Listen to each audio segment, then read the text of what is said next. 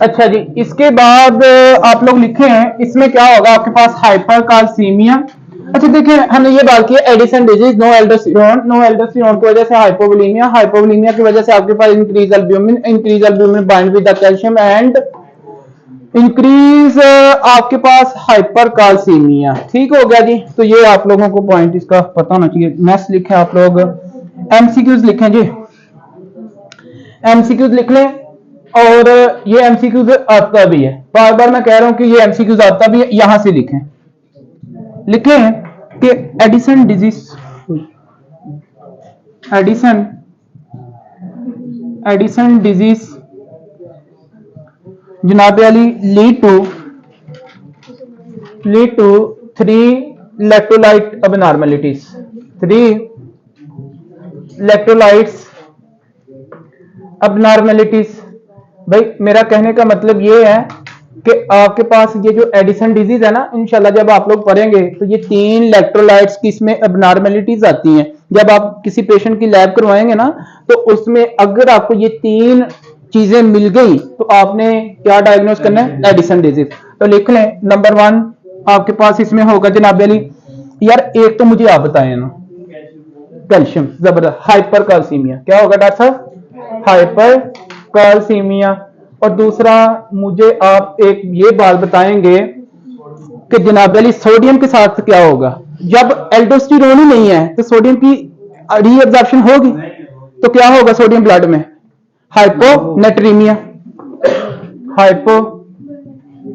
Hyponatraemia होगा कि नहीं होगा।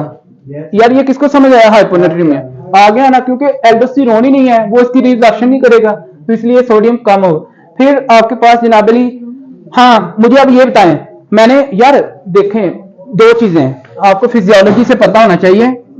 फिजियोलॉजी ये है ना, फिजियोलॉजी ये है कि एल्डोस्टेरोन जो है ना, लिखें function of aldosterone, function of aldosterone. भाई इसका नॉर्मल फंक्शन क्या है कि retention, absorption of sodium, reabsorption of sodium and excretion of potassium, मेरी बात को समझे कि नहीं समझे। भाई जब ये एल्डोस्टेरोन इसमें नहीं होगा एडिसन डिजीज में, हाइपोनेट्रीमिया, ठीक है ना बात, तो फिर ये पोटाशियम आपके पास बाहर जाएगा बॉडी से, नो, तो ब्लड के अंदर कैल्शियम पोटाशियम का लेवल क्या होगा, ज्यादा, तो हाइपरकलीमिया होगा ना, हाइपरकलीमिया। यार ये कैलकुलेशन बेस क्या कंसेप्ट नहीं है, कैलकुलेशन बेस ही है ना सारा। तो ये आप लोगों को पॉइंट पता चल गया।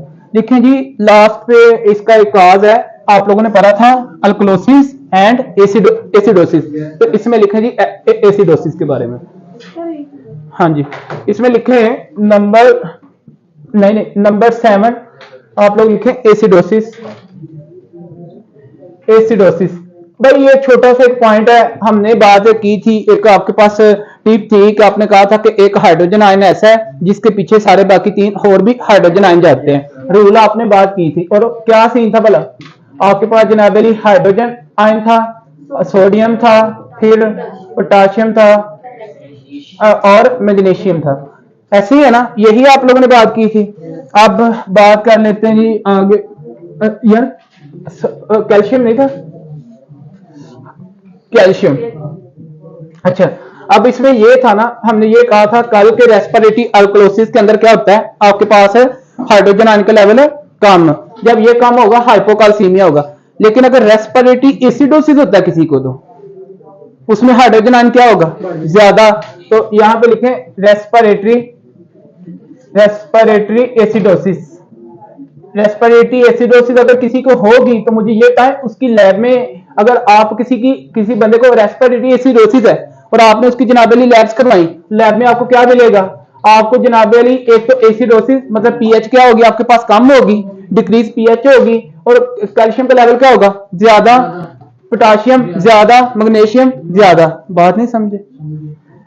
रेस्पिरेटरी एसिडोसिस में क्या होता है, इंक्रीज हाइड्रोजन आयन ये आपके पास इंक्रीज कैल्शियम आपके पास होगा एंड इंक्रीज पोटाशियम होगा और इंक्रीज मैग्नीशियम होगा। बात समझ गए ना आप लोग? ये लैब्स हैं और ये बिलीव मी ये बहुत इंपॉर्टेंट क्वेश्चंस हैं। आपको पता है एसिड बेस बैलेंस में से यूएसएमएल के क्वेश्चंस आते हैं, लैब्स के क्वेश्चंस आते हैं, पाकिस्तान में क्वेश्चंस आपके एसएमएलई में, डीएचए में, डिफरेंट, ठीक है। सो आप लोगों को पता होना चाहिए। नेक्स्ट आगे,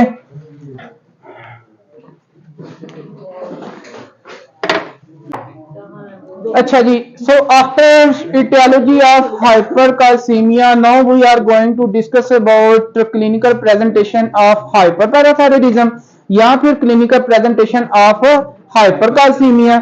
यार एक बात ऑनलाइन वालों के लिए भी और आप लोगों के लिए भी, ये जो मैंने इटियोलॉजीज लिखवाई है ना आपको हाइपोकाल्सीमिया की या हाइपरकाल्सीमिया की, फॉर एग्जांपल डॉक्टर जैन है ओपीडी में बैठे हैं, फॉर एग्जांपल अगर एक बंदे को इन्होंने लैब करवाई है, उनको जनाब हाइपरकाल्सीमिया कैल्शियम का लेवल मोर देन 12 है mg पर डेसीलीटर, तो यार सिर्फ उसकी एक वजह नहीं हो सकती कि भाई इसको हाइपरपैराथायरॉयडिज्म है। मे बी उसको कोई मिलिग्नेंसी और हो, मे बी उसको रेस्पिरेटरी एसिडोसिस हो, मे बी जनाब अली उसको आपके पास ये जो है एडिसन डिजीज हो, मतलब कि कोई भी और भी तो कंडीशंस, मे बी उसने कोई ड्रग्स पहले कोई मेडिसिन खाई है, मतलब कि थायराइड डायूरेटिक वगैरह उसने ली है, उसकी वजह से हो सकता है। ऐसे ही मे बी वो स्टीरॉइड्स वगैरह ले रहा था, उसकी वजह से हो सकता है। इसलिए being a good doctor, being a good medical student, we should know all etiologies of hypercalcemia. अब आपको समझ आई? ठीक है। नेक्स्ट प्लीज लिखें क्लिनिकल प्रेजेंटेशन। और इसी तरह सेम हमने हाइपो की बात की है, ऐसे है ना, तो लिखें आप लोग sign and symptom of hypercalcemia, sign and symptom of hyper. और डॉक्टर हसन आपके लिए ये देखिएगा sign and symptom of hypercalcemia या फिर आपके पास clinical presentation of primary and secondary hyper, primary and secondary hyper parathyroidism. हम प्राइमरी की लैदा लिखेंगे और सेकेंडरी की हम लैदा लिखेंगे, क्योंकि प्राइमरी में सेकेंडरी में आपको पता है हाइपोकाल्सीमिया होता है। नहीं मेरी बात समझे आप लोग? भाई मैं इधर ये लिखना ही चाहता, उसकी रीजन क्या है कि आप लोग कंफ्यूज हो जाएंगे, क्योंकि साइन एंड सिम्टम ऊपर लिखा है हाइपरकाल्सीमिया, नीचे लिखे clinical presentation of primary, just लिखें primary, sorry primary hyper parathyroidism. अब आपको बात समझ आई है ना कि नहीं आई बात? लिखे प्लीज आगे। निमोनिक एक याद रखें, इसमें एक निमोनिक याद रखना है जो कि CK2 ने भी दिया है, जो कि फर्स्ट एड ने भी दिया है, जो कि आपकी अदर बुक्स ने भी, ये निमोनिक याद रखना है। आपको सिम्टम मिलेंगे ना जो वो मिलेंगे जनाब अली, आपको बोन की मैनिफेस्टेशंस मिलेंगी बोन्स के साथ, आपको मिलेंगे जनाब अली स्टोन्स के साथ, आपको मिलेंगी जनाब अली इसमें अब्डोमिनल ग्रोन्स के साथ, अब्डोमिनल ग्रोन के साथ, और आपको मिलेंगी जनाब अली इसमें साइकिक मून के साथ है, किसमें? साइकिक मून के साथ मिलेंगी, और आपको जनाब अली मिलेंगी इसमें फटीक ओवर, हाँ जी टोन, फटीक ओवर टोन मतलब स्केलेटल के साथ है। भाई आपको स्केलेटल सिस्टम की मिलेंगी, रीनल सिस्टम की मिलेंगी, अब्डोमिनल की मिलेंगी, और नर्वस सिस्टम की मैनिफेस्टेशंस मिलेंगी, और फिर स्केलेटल की मिलेंगी। नहीं बात समझे? ओके लिखें please. Number one by one लिखते जाएं, वन बाय, ये निमोनिक है ना, आपको मैंने बस बता दिया। वन बाय वन लिखें। नंबर वन लिखें जी स्केलेटल मैनिफेस्टेशन, स्केलेटल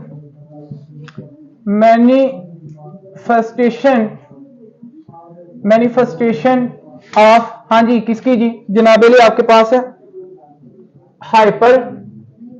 हाइपरकाल्सीमिया की, किसकी? हाइपरकाल्सीमिया की। कितने लोग सेल्फिश होते हैं ना, लोग सेल्फिश होते हैं ना, लाइक मी, सभी होते हैं नो। चले बात समझे कि नहीं? Seen in primary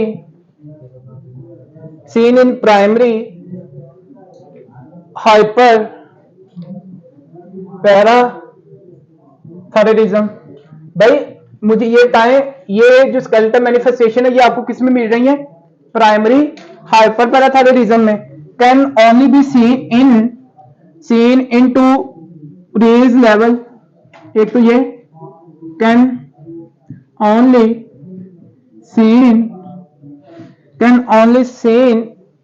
can only be seen into raise level of PT. और ये भी कहा जाता है कि मोस्टली जो प्राइमरी हाइपरपैराथायरॉयडिज्म वाले पेशेंट्स हैं ना, ये एसिम्प्टोमेटिक होते हैं मोस्ट ऑफनली। लेकिन ये आपके जो साइन एंड सिम्टम आएंगे ना, कब होंगे? जब रेस लेवल होगा किसका? PTH.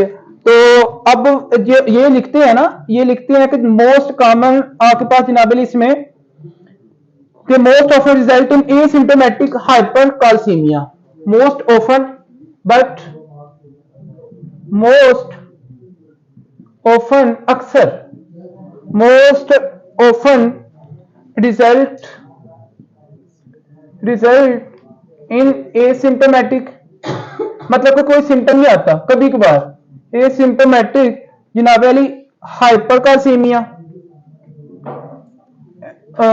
Most often result in asymptomatic, आगे लिखें जनाब एसिम्प्टोमेटिक हाइपरकाल्सीमिया, लेकिन may present with consequence of increase PTH and hypercalcemia सच है।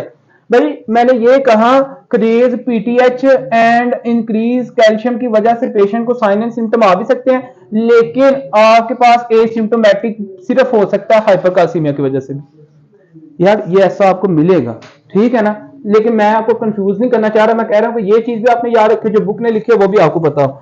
लिखे सबसे पहले पीटीएच। अच्छा सबसे पहले मैं ना चीज आपको एक रिकॉल करवाने लगा ताकि आपको ये बात समझ आए। लिखें रिकॉल पॉइंट, रिकॉल कर लें कि पीटीएच स्टिमुलेट करता है, मुझे आपने बताना है यार, कॉमन सेंस की बात है। जैन पीटीएच का काम क्या है? ये स्टिमुलेट करता है डिफरेंट रिसेप्टर्स को, बोन के ऊपर भी और किडनी के ऊपर भी। जब बोन के ऊपर ये रिसेप्टर को स्टिमुलेट करेगा, किसके लिए करेगा? कैल्शियम को निकालने के लिए।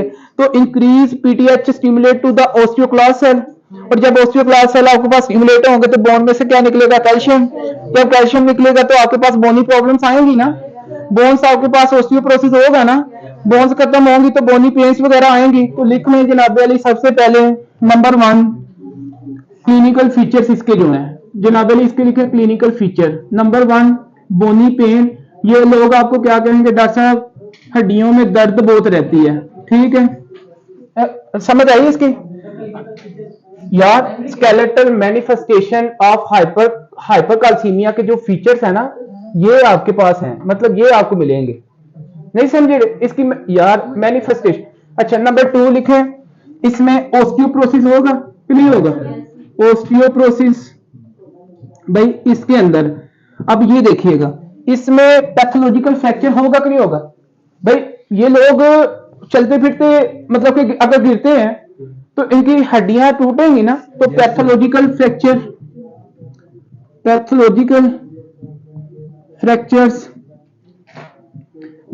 फ्रैक्चर्स। अच्छा फिर एमसीक्यू, आइदर प्लेब का एग्जाम हो, आइदर आपका पीएमसी है, एसएमएल है, यूएसएमएल, वट एवर आपके पास भाई ये क्वेश्चन आता है यार, ये लिख रहे हैं मोस्ट इंपॉर्टेंट क्वेश्चन क्या है? ओस्टियाइटिस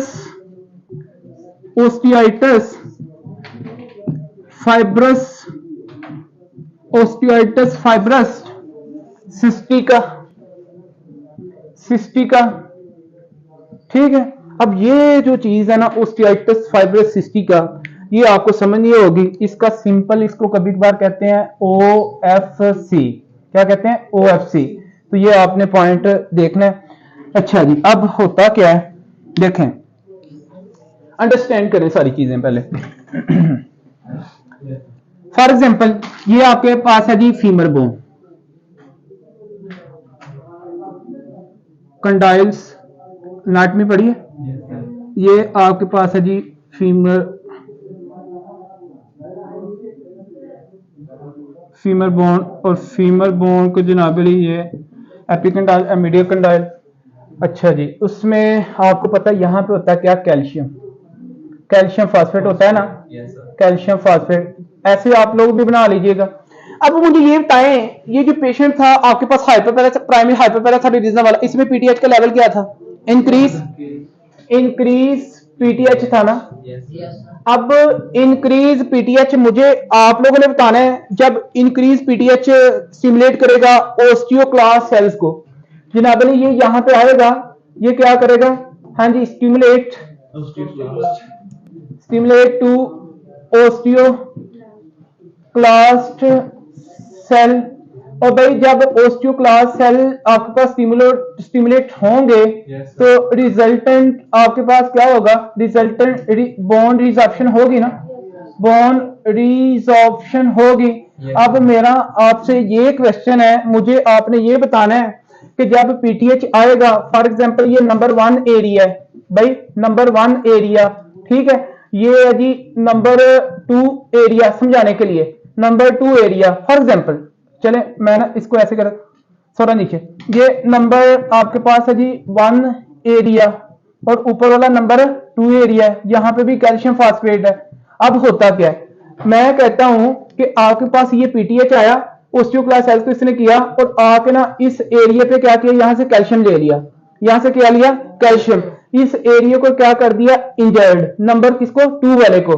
अब जब इस एरिया को ये इंजर्ड करेगा तो जो रिस्पेक्टिव अदर साइट है बोन की, वो उसके अगेंस्ट इम्यूनिटी प्रोवाइड करेगा ना, कि यार बाहर से कोई बंदा है और ये इसको नुकसान पहुंचा रहा है, यहाँ पे प्रॉब्लम क्रिएट कर रहा है, अब ये इसके अगेंस्ट क्या करेगा, हाँ जी, इम्यूनिटी देगा, इसको प्रोटेक्ट करेगा। तो इम्यूनिटी या फिर इसको प्रोटेक्शन के लिए वहां पे उस जगह पे इन्फ्लेमेशन होगी ना, इस जगह पे इन्फ्लेमेशन होगी कि नहीं होगी, इन्फ्लेमेशन होगी।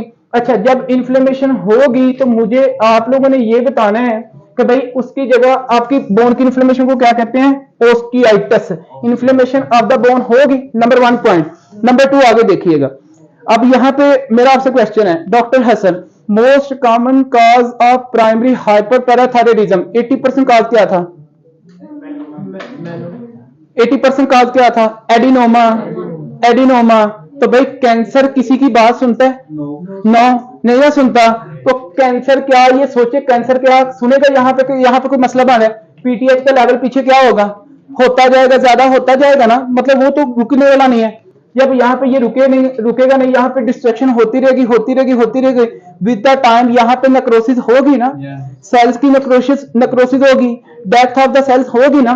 जब यहाँ पे इस जगह पे नेक्रोसिस होगी, नेक्रोसिस का मतलब क्या है, डेथ ऑफ द सेल, और जब डेथ ऑफ द सेल होगी वहां से पास बनेंगे तो ये एरिया शेड करेगा ना, यहां से ये सेल जो है डेब्री सेल्स हैं वो शेड करेंगे ना, जब ये यहां से शेड करेंगे तो यहाँ पे एक कैविटी बनेगी ना, कैविटी बनेगी कि नहीं बनेगी, तो भाई जो नेक्रोसिस होगी उसके लिए लफ्ज क्या है, फाइब्रोसिस, क्या, फाइब्रोसिस। तो जो आपके पास वहां पे कैविटी बनेगी उसके लिए लफ्ज क्या है, सिस्टिका, नहीं बात समझे, ये चीज जबरदस्त। आगे आते हैं जी, बात समझे कि नहीं समझे आप लोग इसको। नेक्स्ट, ये क्रोनिकली सारा सिनेरियो चल रहा होता है, ठीक है, इसको कहते हैं ओस्टियाइटिस फाइब्रस सिस्टिका। ओके, नेक्स्ट लिखिए, इसमें होता क्या है, सिस्टिक बोन स्पेसिस, इसके अंदर लिख लें, आपको टाइम तो नहीं चाहिए बनाने के लिए इसको,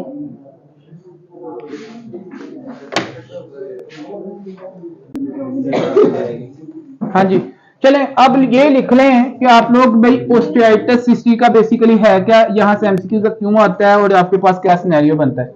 लिखिए कि सिस्टिक बोन, जो सिस्टिक बोन है ना, सिस्टिक बोन मतलब क्या कि जो कैविटी, अच्छा यह सिस्ट का मतलब होता है कैविटी, ठीक है, और जो भी कैविटी होती है वो किसी ना किसी चीज से फील्ड होगी, ठीक है, तो सिस्टिक बोन फील्ड विद, या cystic bone spaces filled with brown, और ये लफ्ज सबसे अहम है इसमें, ब्रॉन टिश्यूज या फिर ब्रॉन ट्यूमर, ब्रॉन हिकअप किसको है, ब्रोन ट्यूमर या ब्रोन टिश्यू, ठीक है, cystic bone filled with brown tissue या ब्रोन ट्यूमर। आगे लिखे, अच्छा ये जो अब ये देखें कि ये जो ब्रोन ट्यूमर है ना, ब्रोन जो टिश्यू है इसमें क्या होता है, consisting brown tumour, brown tumour consisting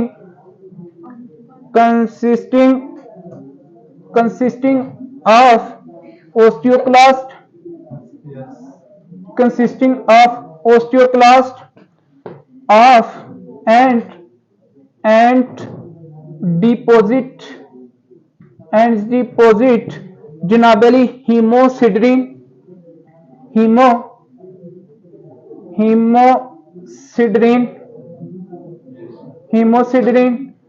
from the haemorrhage. वहां पे हेमरेज होगी ना तो भाई फ्रॉम द हेमरेज। देखें what is mean by haemorrhage, external और इंटरनल ब्लीडिंग, उसको आप लोग क्या कहते हैं, ब्लीडिंग चाहे इंटरनल हो, नॉन विजिबल हो या विजिबल हो, उसको आप क्या कह रहे हैं, हेमरेज। ठीक है, तो ये पॉइंट। अब लिखें इसकी इटियोलॉजी। इसकी इटियोलॉजी क्या है यार, देखो मैंने क्या लिखवाया, मैंने कहा सिस्टिक बोन जो है ना वो फील्ड होती है ब्रोन टिश्यू या ब्रोन ट्यूमर से। अच्छा ये ब्रोन ट्यूमर, ये ट्यूमर है कोई, ये ट्यूमर है कोई, नो, ये एक मिसनोमर ना हुआ, फिर ये एक मिसनोमर है, मतलब कि ऐसे नाम रख दिया इसका, समझ रहे हैं ना मेरी बात को, तो ये एक मिसनोमर है, इसका आपको पता होना चाहिए। लगता है ये बोन मैस, किसी किस्म का कोई बोन मैस नहीं है, कोई कुछ नहीं है। ट्यूमर बेसिकली आपका मास है ना, ट्यूमर तो मास होता है, तो ये कोई मास है, नो ये कोई मास नहीं है, इसलिए ये एक मिसनोमर है। अच्छा अब पता है ट्यूमर कहते हैं न्यू ग्रोथ फॉर्मेशन को, एक साइड पे लिख लें, अगर कोई ट्यूमर की डेफिनेशन क्या है, new growth formation is called tumour. लेकिन यार ये कोई न्यू ग्रोथ फॉर्मेशन है, नो ये तो कोई न्यू ग्रोथ फॉर्मेशन नहीं है। ठीक है, अच्छा लिखें इसकी इटियोलॉजी। अगर इसकी इटियोलॉजी की बात करें ना तो ड्यू टू, भाई यार ये क्यों बना है मुझे ये तो बताएं, ड्यू टू इंक्रीज पीटीएच, ऐसी है increase PTH classically, due to increase PTH classically जनाबे अली क्लासिकली एसोसिएटेड विद भाई प्राइमरी की सेकेंडरी, प्राइमरी, ये आपके पास प्राइमरी हाइपर पैराथायरॉयडिज्म, ये आप लोगों को पॉइंट इसका पता होना चाहिए। But also seen in secondary hyper, लेकिन ये आप लोग प्राइमरी के लिए लिखें, एमसीक्यूज आप लोगों को यहां से पता होना चाहिए। अच्छा अब होता क्या है इसके अंदर ना, जब ये सारी चीजें आती हैं, बोनी पेन है, ऑस्टियोपोरोसिस है, पैथोलॉजिकल फ्रैक्चर्स है, ऑस्टियोआइटिस है, ये चीज तो अच्छा पता है आपको, ये चीज कब मिलती है, जब आप एक्सरे करते हैं। ठीक है, ये एक्सरे पे आपको सारी इंशाल्लाह देखेंगे इसकी इन्वेस्टिगेशन में, और इनका सबका आपको पता कि बोनी पेन होगी, बोनी पेन के साथ पेशेंट आपके पास आएगा। So after skeletal manifestation of hyperglycemia, now we are going to discuss about renal manifestation of hyperglycemia. आप लोग देखेंगे, हम ये देखेंगे कि देखिए आप लोगों ने ये बात की थी ना कि आपके पास जनाबली अगर जो नमोनिया अगर उसकी बात करें तो आपके पास बोन है, स्टोन्स हैं, ग्रोन्स हैं, और आपके पास जनाबली इसमें साइकिक मोन है और फटीक ओवर टोन है। ये बात आपने की थी ना, यहाँ पे आपने नंबर 2 पे ये लिखना है, आप लोग लिखे जी, लिखे इसमें कि जो क्लिनिकल प्रेजेंटेशन में अगर बात करें तो नंबर 2 पे आपके पास है रीनल मैनिफेस्टेशन ऑफ, हाँ जी, हाइपरकालसीमिया की जो रीनल मैनिफेस्टेशन वो आपके पास क्या है। अब मेरा आप लोगों से क्वेश्चन है, अगर मैं आप लोगों से एक ये रिकॉल पॉइंट है, ठीक है, ये रिकॉल पॉइंट जो ऑलरेडी आप लोगों को मैं बता चुका हूँ। फॉर एग्जांपल ये आपकी structure and functional unit of the kidney is known as nephron, ऐसे है। अगर हम नेफ्रॉन की बात करें जनाब इसके स्ट्रक्चर की, तो ये कुछ यूं ऐसे बनते हैं। आपके पास ये बोमेन कैप्सूल है, फिर Bowman capsule below connected with, हाँ जी, किसके साथ है, पीसीटी के साथ, एंड पीसीटी आगे फिर थोड़ी सी नैरो होती है, और नैरो होने के बाद आपके पास लूप ऑफ, हाँ जी, हेनले बनता है, और लूप ऑफ हेनले आपके पास combination of two structure known as ascending and descending loop of Henle, इसकी हम बात करेंगे। और यहां से आप लोग जनाबेली फिर आगे जैसे ही जाते हैं ये थोड़ा सा डायलेट करता है, और डायलेट होने के बाद आपके पास जो चीज बनती है वो कौन सी बनती है, DCT. And DCT we know very well from the previous lectures having two parts, one is earlier part of DCT and later part of DCT. Earlier part के अपने फंक्शन है, लेटर पार्ट के अपने फंक्शन है, ठीक है। उसके बाद आपके पास collecting duct and collecting tubule, तो ये तो बातें आप लोगों को पता है। अब यहाँ पे ये फॉर एग्जांपल अगर मैं इसकी बात करूं तो ये आपके पास क्या है, बुमेन कैप्सूल, ऐसे ही है ना। फिर अगर इसकी बात करें तो ये आपके पास क्या है, पीसीटी। फिर अगर हम इसकी बात करें तो ये टोटल तो आपके पास जनाबेली लूप ऑफ हेनले है, और अगर इसकी मैं बात करूं तो ये डिसेंडिंग लूप ऑफ हेनले है, और अगर मैं इसकी बात करूं तो ये आपके पास क्या है, असेंडिंग लूप ऑफ हेनले है। और यहाँ पे ये आपके पास अर्ली पार्ट, ये लिखे प्लीज, ये आपके पास क्या है जी, अर्ली पार्ट ऑफ डीसीटी है, डिस्टल कन्वोल्यूटेड ट्यूब्यूल। और ये आपके पास क्या है, यहाँ पे late part of DCT. Next आपके पास क्या है जी, कलेक्टिंग डक्ट या कलेक्टिंग ट्यूब्यूल और कलेक्टिंग डक्ट, कलेक्टिंग ट्यूब्यूल और collecting duct and collecting tubule, whatever. अच्छा जी, अब याद रखिएगा कि आपके पास जो कैल्शियम की, अगर हम कैल्शियम की नॉर्मल रीअब्जॉर्प्शन की बात करें तो एक साइड पे ये नोट लिखें, normal calcium reabsorption, normal calcium reabsorption. अगर नॉर्मल कैल्शियम की रीअब्जॉर्प्शन की हम बात करें तो आपके पास याद रखिएगा यहाँ पे, अब जब हम आप लोग पढ़ेंगे ना रीनल फिजियोलॉजी, वहां पे भी ये डिस्कस करेंगे कि आपके पास जनाबे अली यहाँ पे 60% जो है ना क्या होता है, कैल्शियम रीअब्जॉर्ब होता है, किसके अंदर, पीसीटी के अंदर। ये भी आपको पॉइंट पता होना चाहिए। फिर आपके पास जनाबे अली ये जो 30% असेंडिंग लूप ऑफ हेनले में, इधर आपके पास कितना है, 30% यहाँ पे कैल्शियम रीअब्जॉर्ब होता है नॉर्मली। और फिर जो आपके पास जनाबे अली 10% है ना, वो आपका अर्ली पार्ट ऑफ डीसीटी में क्या होता है, अब्जॉर्ब होता है 10%। देखें कितना, 10%। अब होता क्या है, 10% कैल्शियम यहां से। अब अगर मैं याद रखिएगा, यहां पे लिख लें, आपके पास है 60%, फिर 30%, फिर आपके पास है जी 10%। और ये जो आपके पास 60% है ये तो पीसीटी में है ना, फिर आपके पास जो 30% है ये कहां पे है जनाबे अली, हाँ जी, असेंडिंग लूप ऑफ हेनले में है ना। तो फिर आपके पास जो 10% है ये कहां पे है, अर्ली पार्ट ऑफ डीसीटी में, अर्ली पार्ट ऑफ डीसीटी। अगर याद रखिएगा ये जो 60 + 30 इज इक्वल टू 90, ऐसे ही है ना, ये आपके पास कितना बनता है, 90। और 90% याद रखिएगा आपके पास इंडिपेंडेंट डीअब्जॉर्प्शन ऑफ कैल्शियम है।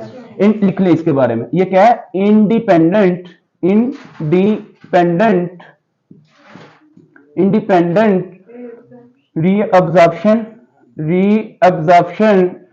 Reabsorption of calcium.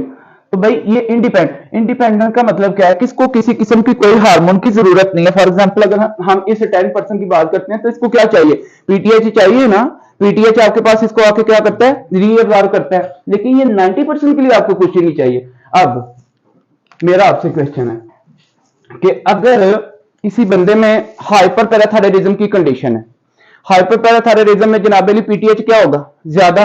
जब पीटीएच ज्यादा होगा कैल्शियम का लेवल क्या होगा, ज्यादा। जब हाइपरकाल्सीमिया होगा, फॉर एग्जांपल अगर मैं बात करूं प्राइमरी हाइपरपैराथायरॉयडिज्म की, तो इसका काज क्या है, पैराथायराइड एडिनोमा। और parathyroid adenoma is one of the cancer. और कैंसर किसी की बात सुनता है, नो। तो कैंसर के अंदर पीटीएच का लेवल क्या होगा, ज्यादा। जब पीटीएच का लेवल ज्यादा तो कैल्शियम का लेवल क्या होगा, ज्यादा। तो भाई कैल्शियम यहाँ पे आपके पास क्या होगा, चले मैं कहता हूं जी पीछे कैल्शियम आपके पास आता जा रहा है, ठीक है, फिल्टर होने के लिए। आइदर वो बोन से आ रहा है, आइदर आपके पास यहाँ विटामिन डी की हेल्प की वजह से, अब्जॉर्प्शन की वजह से आ रहा है। कहां से, second part of the duodenum से। अब यहां पे कैल्शियम जब आ रहा है 60% यहां पे हो गया, फिर जनाब 30% यहां पे हो गया। अब यहां पे जब आपके पास 10% ही होगा ना मैक्सिमम, 10% से ज्यादा तो नहीं होगा। ये मेरी बात अंडरस्टैंड कर रहे हैं ना। जब यहां से 10% होगा, 10% होने के बाद जो बाकी रहेगा वो यहां पे स्टे करेगा ना। मतलब कि मोर टाइम के लिए आपके पास कैल्शियम किस में रहेगा, नेफ्रॉन के स्ट्रक्चर में रहेगा। और कैल्शियम आपको पता है कि इसकी वजह जैसे जैसे कैल्शियम आपके पास स्टे करेगा किसमें, पीसीटी के अंदर, तो मुझे ये पता है ऑस्मोलैरिटी कम होगी कि ज्यादा, ओस्मोलैरिटी कम होगी कि ज्यादा, ज्यादा होगी ना। जब ओस्मोलैरिटी ज्यादा होगी, we know very well from the yesterday lecture, increase osmolarity is one of the strongest stimulus for release of ADH. ऐसी है ना, जब एडीएच ज्यादा से ज्यादा रिलीज होगा तो एडीएच आके क्या करेगा, जनाबली from the P cell with the help of aquaporin channel water की रीअब्जॉर्प्शन करवाएगा। जब वाटर की रीअब्जॉर्प्शन होगी तो यहां से जनाबली आपका फिल्ट्रेशन जो रेट होगा वो ग्लोमेरुलर फिल्ट्रेशन रेट क्या होगा, ज्यादा होगा ना। तो मतलब क्या कि फिल्ट्रेट कंपोनेंट आपके पास ज्यादा होगा। जब फिल्ट्रेशन मतलब कि आपके पास फिर ज्यादा होगी तो इस पेशेंट को यूरिन कम आएगा का ज्यादा, ज्यादा, तो पोलीयूरिया होगा ना। लिखे नंबर 1 पोलीयूरिया। बात अंडरस्टैंड किया आप लोगों ने, लिखे पोलीयूरिया, पोलीयूरिया। अच्छा पोलीयूरिया मैं आपको बताऊंगा ये पेशेंट कैसे बार बार इसकी हिस्ट्री देता है, ठीक है। अच्छा पोलीयूरिया के बाद अब मुझे ये बताएं डॉक्टर हसन, जब एक पेशेंट जनाबे वाली उसको यूरिन बार बार आएगा, मतलब कि मैचुरेशन की जो एक तरह नेचर की जो कॉल है, ये नेचर की कॉल है ना, जब नेचर की कॉल अगेन एंड अगेन आएगी उस बंदे को, तो फिर उसको प्यास कम लगेगी कि ज्यादा, ज्यादा लगेगा ना, पोलीडिप्सिया होगा ना। तो लिखें पोलीडिप्सिया, पोलीडिप्सिया। अच्छा polyuria, polydipsia and one of the polyphagia. मेरा आपसे क्वेश्चन है डॉक्टर उमर, जब पेशेंट प्रेजेंट करे with a classical triad known as polydipsia, polyuria, polyphagia, doctor साहब मुझे यूरिन भी बड़ा आता है, डॉक्टर साहब मुझे प्यास भी बड़ी लगती है, डॉक्टर साहब मेरा खाने का भी बड़ा दिल करता है, तो डिजीज कौन सी हो सकती है, डायबिटीज। जबरदस्त, तो ये चीज आप लोगों को पता होनी चाहिए। बहरहाल आगे बात करते हैं इसकी नेक्स्ट। अच्छा जी, इसमें पोलीडिप्सिया, पोलीयूरिया। अब मेरा ये क्वेश्चन है कि डॉक्टर साहब फॉर एग्जांपल अगर तो वो बंदा उसको प्यास लगती है, वो आपके पास मतलब कि वाटर को क्या करता है, इनटेक कर लेता है, इट्स ओके। अदरवाइज अगर कोई बंदा डेजर्ट में रह रहा है और उसके साथ ये मसला आ जाता है, पानी की वहां पे किल्लत है, पानी भी नहीं पीता, यूरिन भी आ रहा है, बॉडी एक हद तक कंपनसेट तो करेगी, ऐसे ही है, लेकिन एक टाइम आएगा तो उसमें क्या स्टार्ट हो जाएगी, डिहाइड्रेशन। लेकिन डिहाइड्रेशन, बात आप अंडरस्टैंड कर रहे हैं, डिहाइड्रेशन। नेक्स्ट आगे बात करते हैं। अच्छा डिहाइड्रेशन क्यों है जी, बताएं, याद रखिएगा, लिखना है इसकी रीजन, ड्यू टू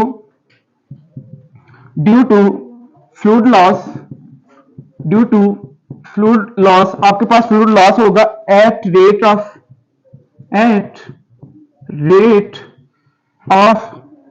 100 ml पर kg, 100 ml पर kg। तो याद रखिएगा जब भी इस तरह के पेशेंट आए ना तो आपको ये सारी स्टोरी बताएं, तो सबसे पहले आपने बीइंग अ गुड डॉक्टर क्या करना, बीइंग अ गुड एमओशिप पीजी, आपने जनाबली हॉस्पिटल के अंदर इस चीज को पहले ट्रीट करना है, डिहाइड्रेशन को आपने क्या करना है, पहले ट्रीट करना है। देखें, due to fluid loss at the rate of 100 ml per KG. For example इसकी एग्जांपल कुछ यूं है ना कि एक बंदा, मैं कहता हूं जी उसने, उसका 70 केजी क्या है वेट है, तो भाई 100 ml पर केजी के साथ है, तो 70 को अगर आप दें मतलब कि इसके साथ ज्यादा 100 के साथ तो कितने मतलब लीटर आपके पास आ जाता है, 7 लीटर, मतलब 7000 ml और 7 लीटर। तो याद रखिएगा इस रेट से आपके पास, ये आपके पास क्या करता है, लॉस होता है मतलब किसमें, तो ये 7 लीटर आपके पास ब्लड में जो है बॉडी में सॉरी फ्लूइड लॉस होगा उसका, ये बात भी आपने याद रखनी है।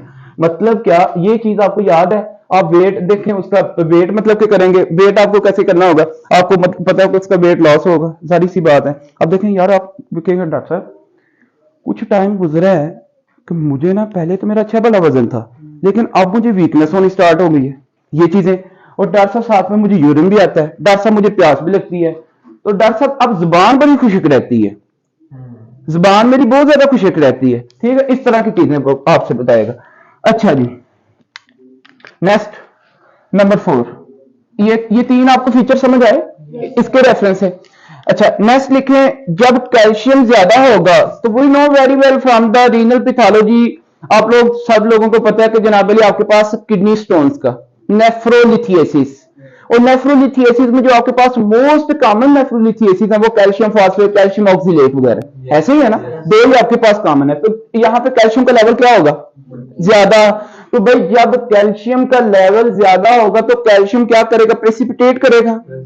जब प्रेसिपिटेट करेगा, यहाँ पे कंसंट्रेशन कैल्शियम की ज्यादा होगी तो आपके पास जनाब सीरम, यहाँ पे इस एरिया में फ्लूइड भी लॉस हो रहा है, यहां से भाई यूरिन फ्लूइड तो लॉस हो रहा है। उसके बाद अगर वो पानी भी नहीं लेता, पानी नहीं लेगा तो यहाँ पे कंसंट्रेशन ऑफ कैल्शियम भी मजीद क्या होगी, ज्यादा होगी। तो वो क्या करेगा, प्रेसिपिटेट करेगा और in the form of kidney stone. देखें किडनी स्टोन मतलब क्या, नेफ्रोलिथियासिस, क्या ख्याल है होंगे कि नहीं। नेफ्रोलिथियासिस में तो नेफ्रोलिथियासिस याद रखिएगा, ये जो वर्ड है ना लिथियासिस, आज के बाद आपने ये याद रखना है, इसका मतलब क्या है, स्टोन्स। जब भी लिथियासिस का वर्ड आ जाए इसका मतलब क्या है, स्टोन, और नेफ्रो का मतलब किडनी, ऐसे ही है ना। तो भाई किडनी स्टोन को आप लोग क्या कहते हैं, नेफ्रोलिथियासिस। ये आप लोगों को पॉइंट पता होना चाहिए। अच्छा इसी जगह पे ना आप लोगों को दो चीजें मैं बताता जाऊं कि जब आपके पास ये कैल्शियम प्रेसिपिटेट करता है तो आपके पास बनते हैं कैल्शियम रीनल कैल्कुलाई। इनको ये कैल्कुलाई कहते हैं, छोटे छोटे स्टोन्स बनते हैं, ठीक है। तो या फिर आप लोग बुक्स में ये लिखा होता है, अगर आप हैरिसन की बुक पढ़ें या डेविडसन की बुक पढ़ेंगे ना तो आपको मिलेगा रीनल कैल्कुलाई, रीनल कैल्कुलाई। और कैल्कुलाई आपके पास छोटे छोटे क्या है, यहाँ पे स्टोन्स हैं। रीनल स्टोन्स की बात कर लें, भाई यहाँ पे ऊपर मैंने क्या लिखा है, रीनल स्टोन या फिर किडनी स्टोन, नीचे मैंने क्या लिखा है, रीनल कैल्कुलाई। ये दोनों वर्ड्स आपके पास है, सेम है, कोई आप लोगों को मसला नहीं होना चाहिए। अब होता क्या है, यहाँ पे आपके पास, यहाँ पे आपको नजर आ रहा है ना, ये एक साइड पे बना लीजिएगा। For example this is a bean shape structure known as, आपके पास क्या है जी, किडनी। और किडनी में आपको बड़े अच्छे से पता है कि जनाबली कुछ यूं आपके पास यहां से स्ट्रक्चर चल रहा है, ये आपके पास है जी फॉर एग्जांपल किडनी, और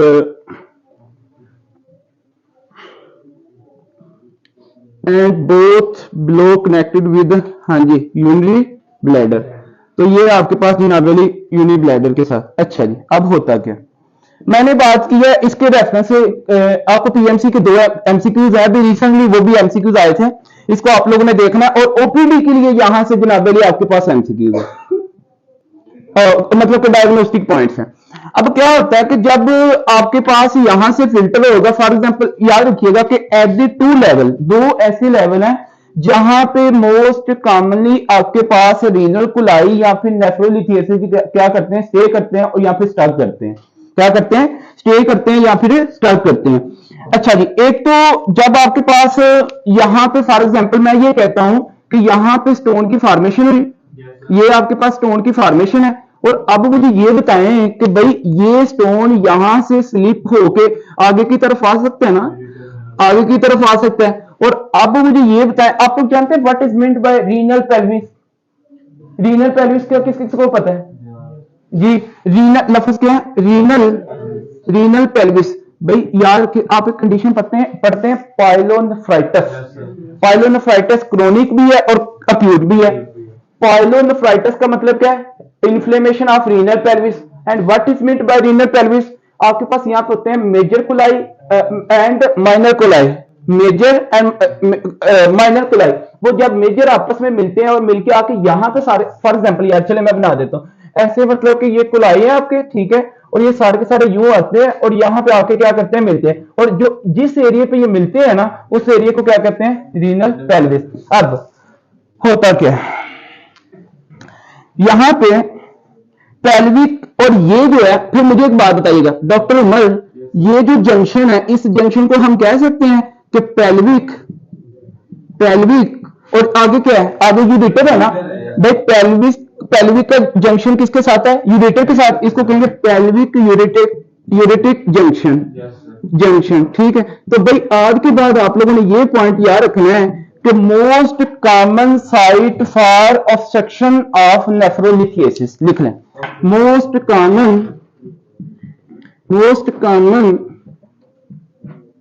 कॉमन साइट फॉर ऑब्स्ट्रक्शन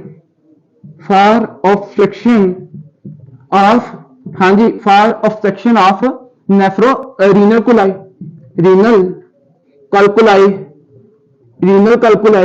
तो भाई एक याद रखिएगा, वो उनमें आपके पास पेल्विक यूरेटिक जंक्शन है नंबर 1, एक तो ये है आपके पास नंबर 1, आपके पास क्या है जी, ये वाली पेल्विक यूरेटिक जंक्शन। अब नंबर 2 पे आपके पास क्या है, यूरेटिक कोलाई, यूरेटिक आपके पास क्या बनते हैं, कोलाई। तो ये भी आप लोगों को पॉइंट पता होना चाहिए। नेक्स्ट, अच्छा जी, एक तो आपने ये बात की है कि यहां से ये स्टोन स्लिप होगा और आके इस जगह पे क्या करेगा, ऑब्स्ट्रक्ट करेगा, एक ये चीज है। और एक आपके पास क्या हो सकता है, यहां से स्लिप करे और आके यूरेटिक, मतलब कि यूरेटर के अंदर क्या करे, स्टक करे। मतलब दो एरियाज है, एक आपके पास यूरेटिक कोलाई है और एक आपके पास क्या है, रीनल पेल्विक यूरेटिक जंक्शन। मतलब जहां पे इसका क्या है, जंक्शन दोनों का बनता है, दो ही आपके पास कॉमन साइट्स हैं। अब बोथ हैविंग, याद रखिएगा, इनकी मैं बात करने लगा हूं आपके पास, चलें इसको भी लिख लें यहां पे, पेल्विक यूरेटिक ऑब्स्ट्रक्शन, यहां पे भी आपके पास यूरेटिक जंक्शन, सॉरी, तो यहां पे भी आपके पास क्या हो सकता है, मतलब कि ऑब्स्ट्रक्ट कर सकता है। अब मेरा याद रखिएगा, इन दोनों की जो क्लिनिकल प्रेजेंटेशन है वो लिखे side by side. Clinical presentation किनकी भला, पेल्विक यूरेटिक जंक्शन पे आपके पास जो मतलब कि स्टोन क्या करता है, ऑब्स्ट्रक्ट करता है, यूरेटिक के ऊपर जो करता है, दोनों की जो क्लिनिकल प्रेजेंटेशन है, एक तो पेशेंट को फ्लैंक पेन होगी, क्या होगी, फ्लैंक पेन होगी। ये पॉइंट आपने याद रखना है तो भाई डॉक्टर साहब बहुत ज्यादा इस एरिया में मतलब कि क्या हो रही है, पेन हो रही है, ये बात मतलब कि पेशेंट करेगा। उसके बाद साइड बाय साइड लिखिए, इन दोनों में नोजिया एंड वोमिटिंग होगा, इन दोनों में जनाब आपके पास स्वेटिंग होगी, क्या होगी, स्वेटिंग होगी, दोनों के अंदर क्या होगी, स्वेटिंग, और दोनों में जनाब आपके पास क्या होगी, प्रेसिंग। दोनों में पेशेंट अपने आप को ना ड्यू टू पेन क्या करेगा, अपने हैंड से इसको प्रेस करेगा ताकि पेन को क्या कर सके, मतलब कम से कम कर सके। तो दोनों में प्रेसिंग मेथड, मतलब एक तरह से प्रेसिंग मेथड, यार ये ओपीडी की एग्जैक्ट एक मतलब के वो है, हमारे पास इंडिकेशन है कि ये पेशेंट ऐसे आते हैं। Pressing method for pain relief, pain को रिलीव करने के लिए जनाब अली क्या करता है, वो प्रेस करता है बाय द हैंड। भाई मेरा आपसे क्वेश्चन है, फॉर एग्जांपल डॉक्टर समन ओपीडी का आ रही है, ठीक है, इनके पास जनाब अली पेशेंट आ गया और पता है मतलब के स्टोन्स जो है ना, मतलब अगर फीमेल टू मेल रेशियो देखी जाए तो ऑलमोस्ट आपके पास इक्वल है, लेकिन ये कहा जाता है फीमेल्स में ज्यादा होते हैं, ठीक है। अच्छा, अब ये डॉक्टर समन बैठी हुई है ओपीडी में, आई है ना, तो आपके पास पेशेंट आया और पेशेंट की जो साइन एंड सिम्टम, आपने ये तो बात यहाँ पे सीख ली है कि भाई जो नेफ्रोलिथियासिस है मोस्ट कॉमनली साइट की जो सेक्शन है वो आपके पास पेल्विक यूरेटिक जंक्शन है, या फिर आपके पास यूरेटिक मतलब के कोलाई होते हैं यहाँ पे ऑब्स्ट्रक्ट है, उनकी आपके पास क्लिनिकल प्रेजेंटेशन भी है।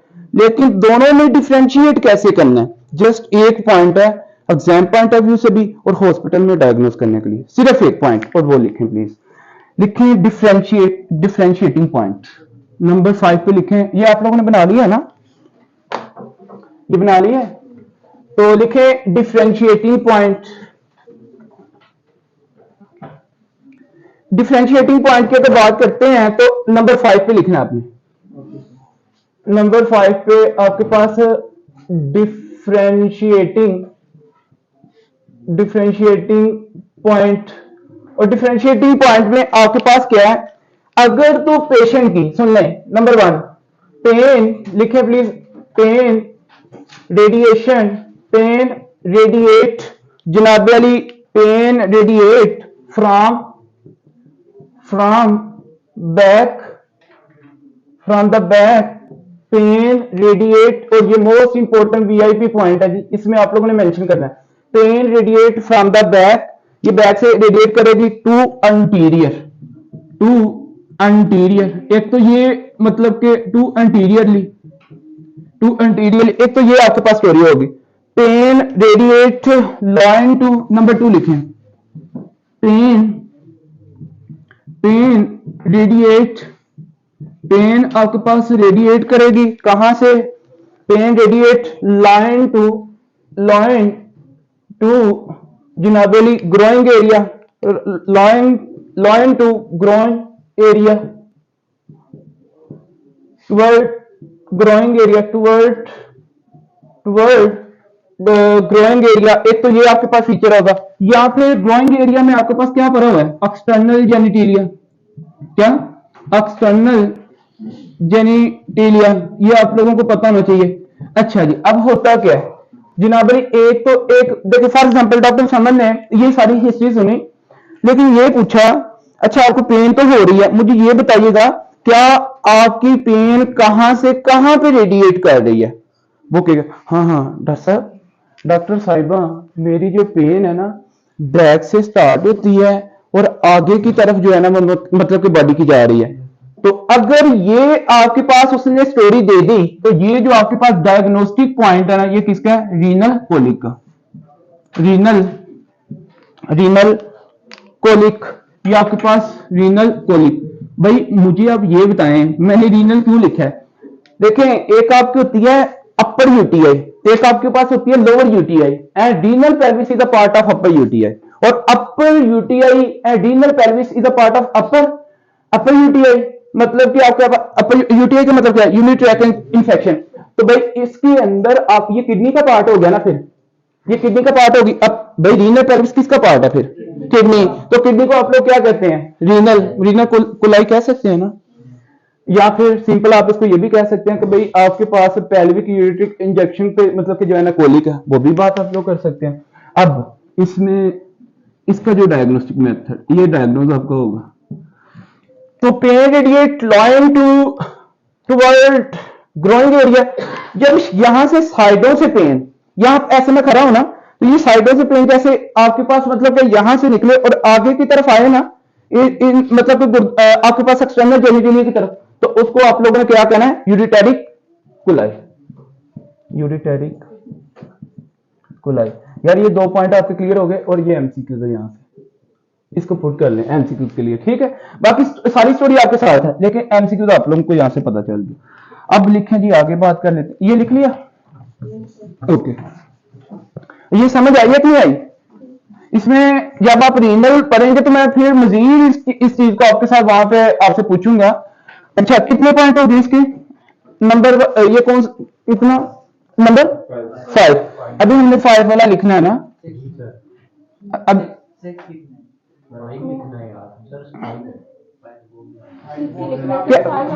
कितने नंबर लिखे हैं आपने डॉक्टर इकरा? 5। अभी मेरे 6 लिखने हैं ना, 6 वाला लिखना है।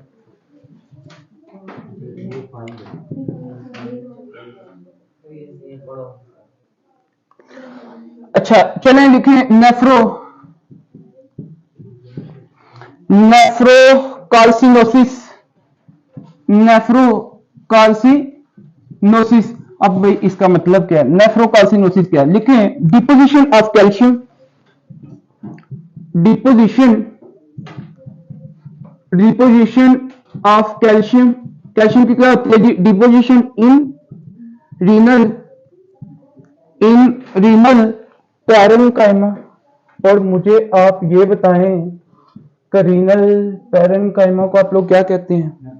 नेफ्रॉन। जबरदस्त। तो भाई deposition of calcium in the renal parenchyma को आप लोग क्या कहते हैं? नेफ्रोकाल्सिनोसिस। ये पॉइंट आप लोगों को पता होना चाहिए। आप लोग पढ़ते हैं मेटास्टेटिक इसको। अच्छा इसका जो दूसरा नाम है ना, एक तरह से सेकंड नेम जो है, एक तरह से आप कह लें, वो आपके पास है मेटास्टेटिक। ये बुक में लिखा हुआ है मेटास्टेटिक कैल्सिफिकेशन, मेटास्टेटिक कैल्सिफिकेशन, हाँ जी, ऑफ रीनल ट्यूब्यूल, यही है ना। तो ये आप लोगों को पॉइंट यहां से पता होना चाहिए। अच्छा जी, अब उसके बाद तो अच्छा एक और बात, जब आप करवाएंगे ना इसकी लैब में आपको ये मिलेगा। इसकी जब लैब्स करवाएंगे ना, तो लैब से जब भी आपके पास ये लैब आ जाए तो आप कह दें नेफ्रोकाल्सिनोसिस पेशेंट को हो चुकी है, वो क्या चीज है, वंस कैल्शियम आपके पास जनाब वाली वंस कैल्शियम फास्फेट प्रोडक्ट मतलब दोनों का जो प्रोडक्ट है मोर देन 55 हो जाए ना, तो उसको आप लोगों ने क्या कहना है, नेफ्रोकाल्सिनोसिस। तो ये आपने पॉइंट इसका याद रखना है। अच्छा, एक और बात, अपनी पूरी मेडिसिन में ये बात याद रखिएगा, बीइंग अ गुड डॉक्टर, के जनाब ये नोट लिखें एक साइड पे ना, कि कैल्शियम उन ऑर्गन में डिपॉजिट होता है जिनकी जो पीएच है ना वो आपके पास क्या होती है, अल्कलाइन, जिनकी पीएच क्या होती है, अल्कलाइन। तो calcium deposit on those organ which having, हाँ जी, अल्कलाइन पीएच। कैल्शियम ये आज लिख लें, लेकिन बार बार मैंने नहीं बताना, इसको लिखवाना। Calcium always deposit in alkaline जनाब अली ऑर्गन्स, इन अल्कलाइन, या फिर ऐसे लिखे, calcium always deposit in those organ which having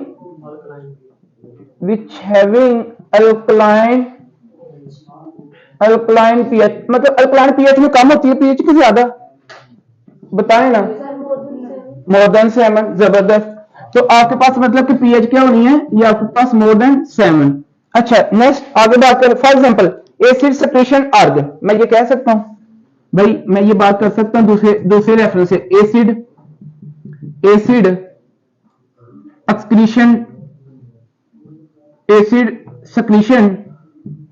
secretion organ. यार वो ऑर्गन जो एसिड को बाहर निकालते हैं, जाहिर सी बात है उनकी फिर अल्कलाइन पीएच होगी ना, क्या ख्याल है।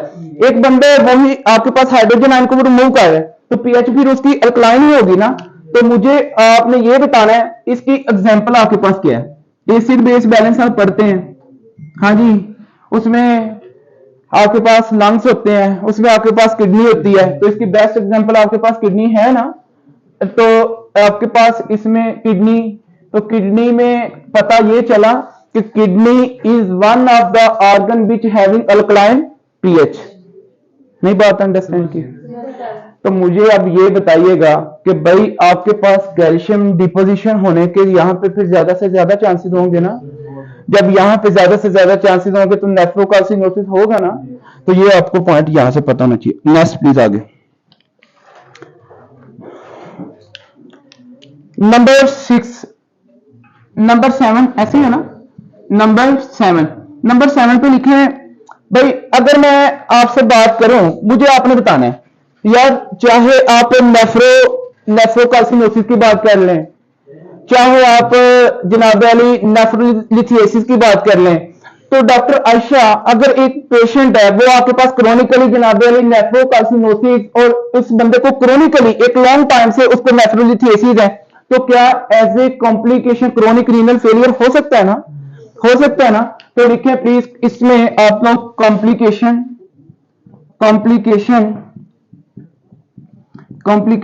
ऑफ, हाँ जी, नेफ्रोलिथियासिस एंड आपके पास क्या है, हाँ जी, इसमें नेफ्रोकाल्सिनोसिस। तो भाई अब यहां पे इसकी जो कॉम्प्लिकेशन आपके पास क्या है, क्रोनिक, हाँ जी, क्रोनिक रीनल फेलियर।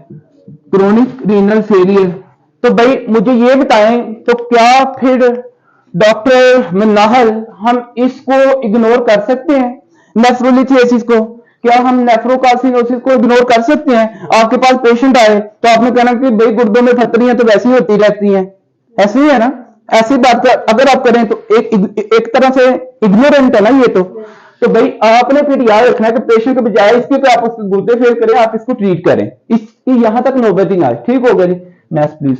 सो ये थी मैनिफेस्टेशन किसकी आपने पढ़ी, स्टोन के साथ से। और स्टोन किसके लिए यूज किया हमने, किडनी के लिए। कितनी मैनिफेस्टेशन हमने पढ़ ली, आपने पढ़ ली जनाब वाली, पहली सबसे पहले बोन के साथ पढ़ ली, फिर आपने स्टोन के साथ, बोन के साथ स्केलेटल मैनिफेस्टेशन पढ़ी, और स्टोन के साथ आपने रीनल पढ़ी। नंबर 3 लिखें प्लीज।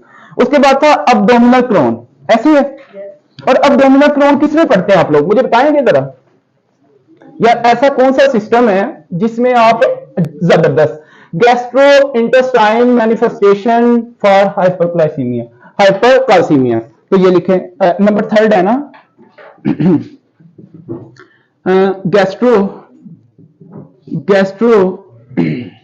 इंटेस्टाइनल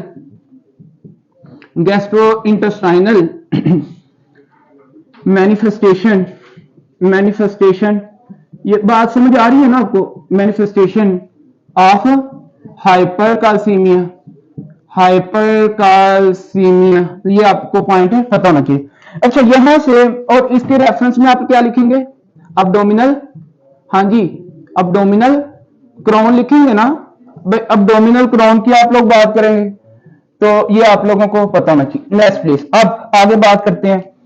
अच्छा, इसमें ना मतलब कि आपकी कॉन्स्टिपेशन के साथ पेशेंट आता है मेनली, इसमें जो कॉन्स्टिपेशन होती है, कॉन्स्टिपेशन होने की वजह से पेशेंट का जो अब्डोमेन है ना, उसमें डिस्टिंग्विशेस मतलब कि आपको एक तरह से मिलती है, ठीक है। तो भाई जब क्रॉनिकली कॉन्स्टिपेशन रहेगी तो अब्डोमेन आपकी मतलब स्टमक एम्प्टी नहीं होगा, तो बंदे का जो अब्डोमेन है वो एक तरह से डिस्टेंड करेगा ना, डिस्टेंडेड करेगा ना, तो इसमें डिस्टिंग्विशेस आपके पास नहीं होगी। आप डोंट वरी, यहां पे लिखें इस पॉइंट को समझने के लिए ना, एक पॉइंट समझे, लिखें फिजियोलॉजी नोट। अगर गाइटन को पढ़ेंगे ना आप, गाइटन हॉल फिजियोलॉजी पढ़ी है किसी ने ये, और आप में से जिसने उसकी न्यूरोलॉजी पढ़ी है, जीआईटी पढ़ी है, सीबीएस जिसने पढ़ा है, उसको ये पॉइंट क्लियर होना चाहिए, जिन लोगों ने पढ़ा हुआ है। फॉर एग्जाम्पल मैं ये कहता हूं कि this is a brain cell, let's suppose कोई भी मैंने सेल लिया, this is a brain cell and, और इस ब्रेन सेल की जो सेल मेम्ब्रेन है ना, यहां पे आपके पास पाए जाते हैं जनाब वाली कुछ चैनल्स। फॉर एग्जाम्पल आपके पास कुछ पाए जाते हैं जी यहाँ पे चैनल्स, और उन चैनल्स का नाम क्या है, सोडियम चैनल्स। हाँ जी, यहाँ पे क्या है, सोडियम चैनल्स। तो इसको जरा लिख लें आप लोग कि ये क्या है, sodium channel. And we know very well from the previous classes जनाबली सोडियम चैनल गार्डेड बाय, हाँ जी, विच आयन, कैल्शियम आयन। तो ये लिखें जी आप लोग, सोडियम चैनल गार्डेड बाय आपके पास किससे, गार्डेड बाय कैल्शियम आयन। भाई अगर तो कैल्शियम का लेवल बहुत ज्यादा है तो आपके पास ये कैल्शियम मतलब, अब मुझे ये बताएं, पॉजिटिव एक दूसरे को क्या करेगा, रिपेल। तो जब यहाँ पे पॉजिटिव पॉजिटिविटी बहुत ज्यादा होगी इसके पास, तो भाई आपके पास क्या ये सोडियम को इनफ्लक्स करने देगा, हाँ जी, नहीं ना करने देगा। मतलब नॉर्मली तो ये आपके पास इसको बैलेंसिंग में रखता है। नेचर ने क्या कहा है, नेचर ने कहा कि हाँ भाई ठीक है, सोडियम जब जरूरत पड़ता है, ठीक है भाई, कैल्शियम जब जरूरत पड़ती है तो सोडियम को अंदर जाने दो, इट्स ओके। लेकिन अगर ये काम खराब करे तो उसी टाइम इसको स्टॉप कर दो। बात समझे कि नहीं समझे। अब नेचर के अगेंस्ट जब कोई बंदा जाए तो फिर तो रिस्क फैक्टर ही है ना। तो अब होता क्या है, ये नेचर के अगेंस्ट आई है ना बात, हाइपरकाल्सीमिया, ऐसे ही है ना। तो जब हाइपरकाल्सीमिया होगा, कैल्शियम का लेवल क्या होगा, ज्यादा। जब कैल्शियम का लेवल आपके पास ज्यादा होगा तो जनाबे वाली मुझे एक बात बताएं, क्या सोडियम अंदर आएगा, नो। वैसे अगर नॉर्मली जब सोडियम का इनफ्लक्स होगा, इनफ्लक्स ऑफ सोडियम, जब सोडियम का क्या होगा, इनफ्लक्स। और यहां पे मुझे एक बात बताएं, पॉजिटिविटी ज्यादा, जब पॉजिटिविटी ज्यादा हो, डिपोलराइजेशन होगी ना, डिपोलराइजेशन होती है ना, तो जब डिपोलराइजेशन होती है एक तरह से आपके पास क्या, ये एक्टिवेशन है। क्या चीज है, ये एक्टिवेशन है, एक्साइटेशन है, ठीक होगा। Depolarisation is a sign of excitation, और depolarisation of action membrane potential में क्या करते हैं, पढ़ते हैं, ऐसे ही। Next please.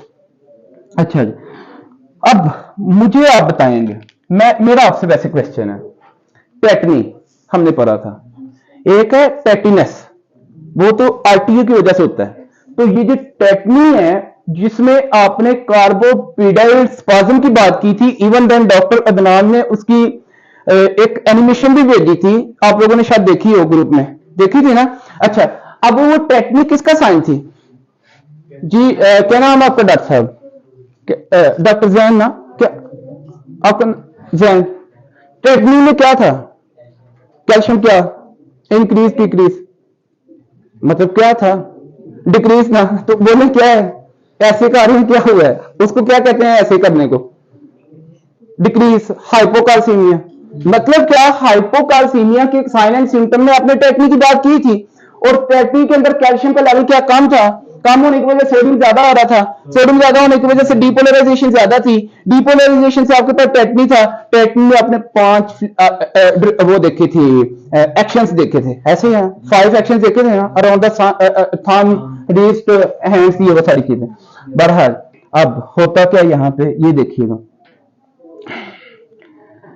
मेरा आपसे ये क्वेश्चन है कि जब सोडियम आएगा और आपके पास यहां पे डीपोलराइजेशन होगी, एक्साइटेशन होगी, तो यहां वो तो बात समझ में आती है। अब यहां पे तो हाइपोकाल्सीमिया, सोडियम का इन्फ्लक्स नहीं होगा तो डीपोलराइजेशन भी नहीं होगी, एक्साइटेशन भी नहीं होगी, तो क्या जीआईटी की मोटिलिटी इंक्रीज होगी कि डिक्रीज है? डिक्रीज होगी ना। देखिए प्लीज नंबर 1, जब ये किस किस को समझ आया पॉइंट, अब मैंने डिटेल में नहीं बताया, डिटेल में इंशाल्लाह हम करेंगे, ठीक है, जब इसकी फिजियोलॉजी आएगी। तो लिखे हैं आप लोग,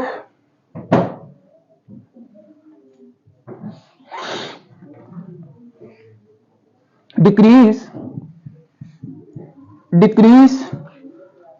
गैस्ट्रो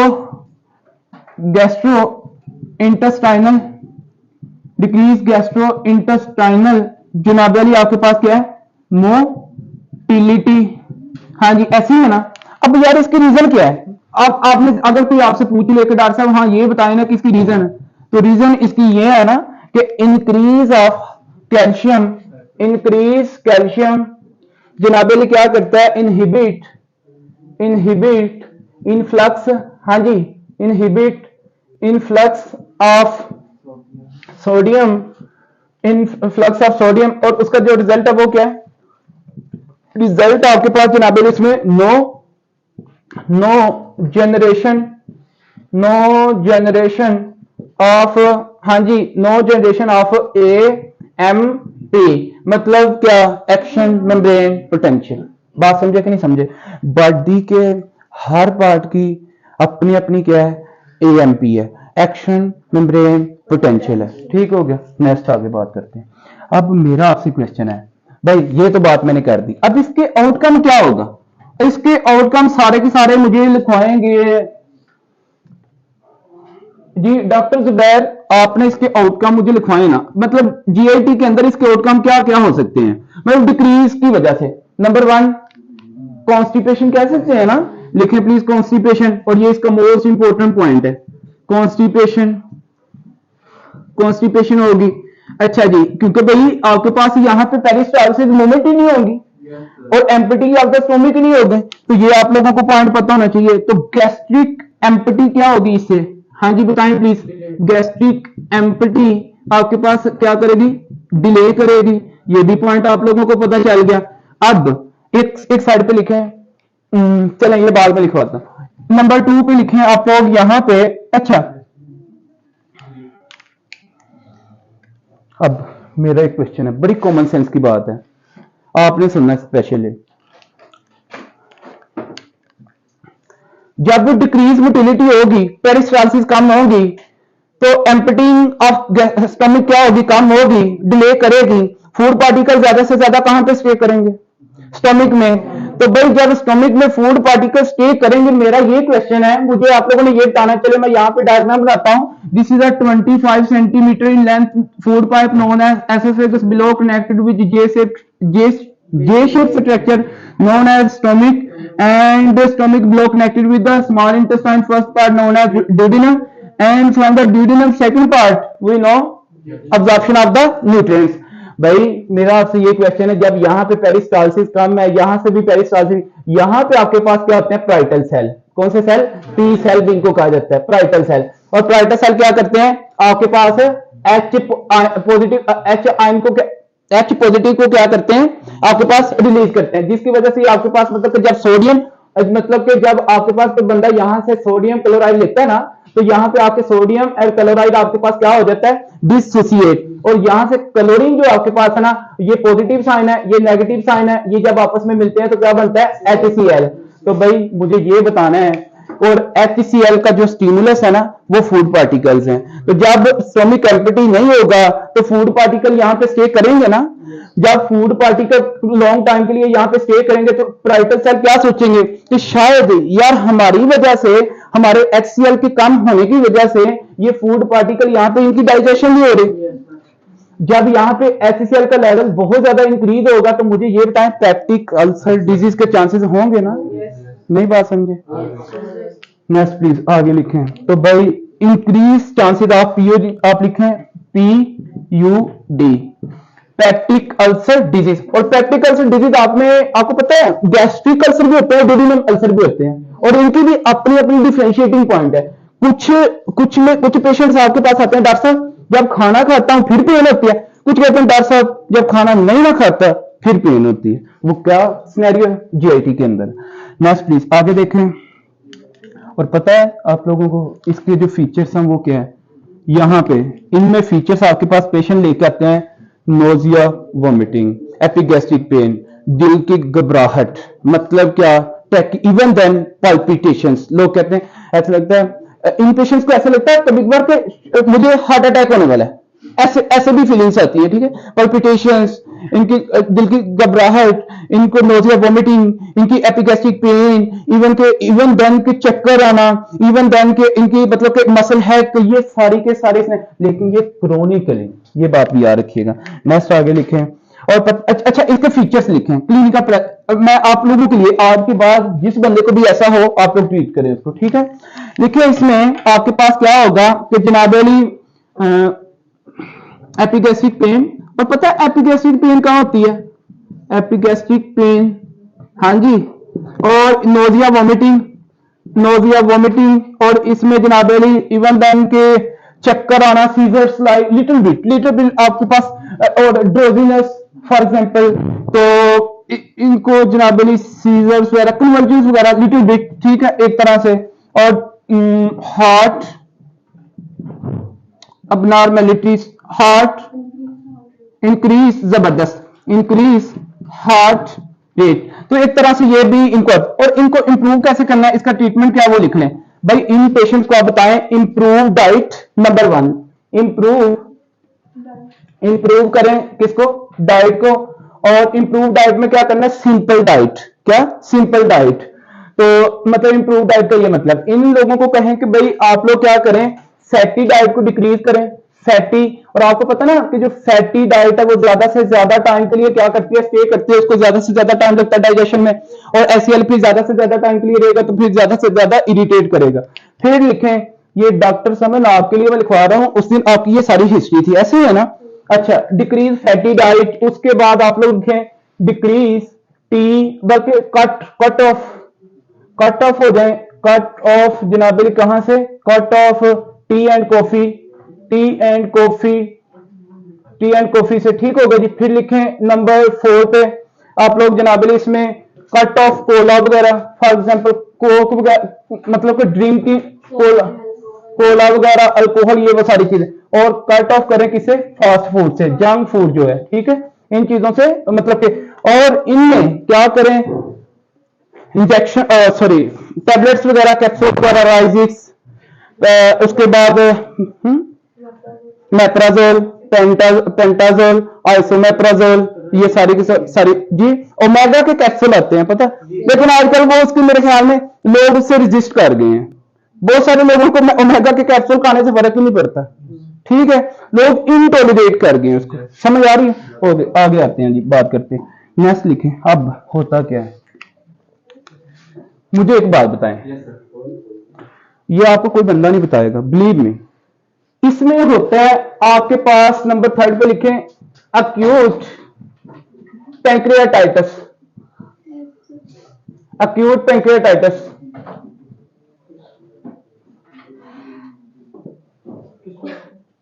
हाँ, इसी में 3rd नंबर अक्यूट पैंक्रियाटाइटिस। अब याद रखें, आप लोगों को बड़े अच्छे से पता है कि कुछ ऐसे आपके पास एंजाइम्स भी हैं जो कि यहां से पैंक्रियास से भी रिलीज हो रहे होते हैं, जो कि हेल्प कर रहे होते हैं किसमें? आपके पास डाइजेशन में, ठीक होगा जी। और इसके अंदर से जनाबली फिर एंजाइम्स आपके पास डाइजेशन जब नहीं हो रही फूड की, ये सोचेंगे शायद हमारी वजह से नहीं हो रही, ऐसे ही है ना। तो जब ये काम ज्यादा से ज्यादा करेगा तो भाई इसमें इन्फ्लेमेशन के चांसेस होंगे ना, होंगे। तो फिर यहां पे लिखें अक्यूट पैंक्रियाटाइटिस, और इसकी वजह से अल्कलाइन फास्फेटेट जो एंजाइम है वो आपके पास क्या होता है, इंक्रीज होता है। ठीक है, नेक्स्ट प्लीज आगे बात कर लेते हैं। सो ये थी आपके पास, देखें मैंने लिखा था यहां पे लिखें एपिगैस्ट्रिक पेन, नंबर 4 पे लिखें एपिगैस्ट्रिक पेन। और याद रखें ये एपिगैस्ट्रिक जो पेन है ये किस वजह से, epigastric pain due to acute pancreatitis and peptic ulcer disease. मेरी बात समझे कि नहीं समझे, ये आप लोगों को दोनों पॉइंट पता होने चाहिए। अच्छा नेक्स्ट प्लीज, आगे हमने कितनी मैनिफेस्टेशंस की बात कर ली है, 3। कौन कौन सी, बोन की, स्टोन की, अब्डोमिनल क्रॉन की, और उसके बाद हमारे पास है साइकिक मोन। लिखें साइकिक मोन। टाइम कितना है,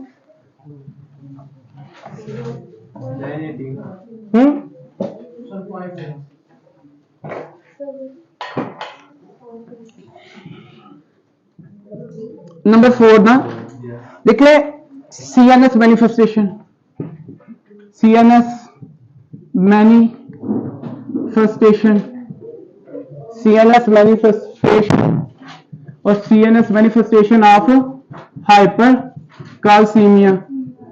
तो अब मुझे ये बताएं, इसमें जो आपने वो निमोनिक था वो क्या था, साइकिक, हाँ जी साइकिक मोन, और ये इसका निमोनिक है। अच्छा अब होता क्या यार, इसमें ना पेशेंट आपके पास प्रेजेंट करता है, देखें एक तो इसमें पेशेंट को नंबर 1 पॉइंट लिखिए, इसमें डिप्रेशन, और ये बात हाँ, देखिएगा इसका कंसेप्ट आपने लर्न करना है कि ये डिप्रेशन होती क्यों है इसके अंदर, वीआईपी इसका पॉइंट है एक तरह से।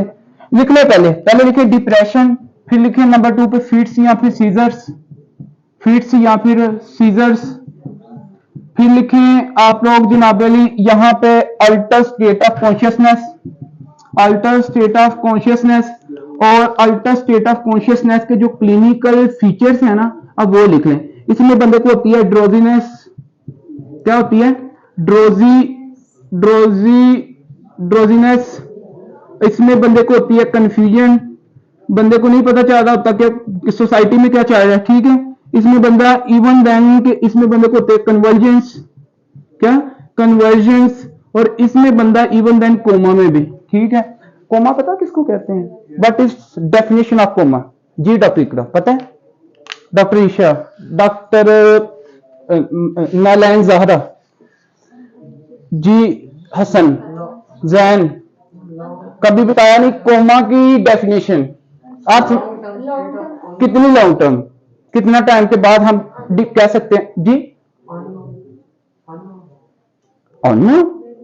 नो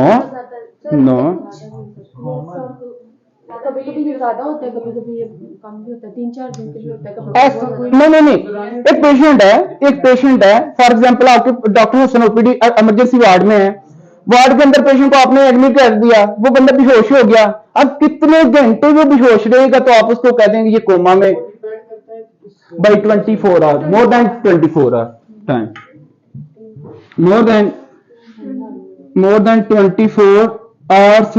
भाई इसका यार मोर देन मतलब 24 आवर्स क्या है कि इस बंदे को मतलब इसकी जो होश है ना, ये एनेस्थीसिया में एक तरह से होगा, समझ रहे हैं ना मेरी बात को, करें इसको।